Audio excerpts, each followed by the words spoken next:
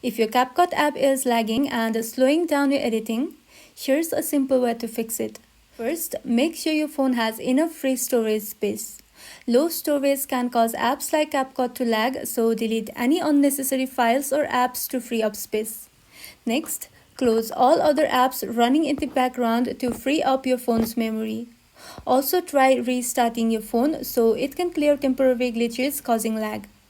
Then, inside CapCut, avoid using too many effects or high-resolution videos if your device isn't very powerful. Try lowering the video quality in the settings if possible.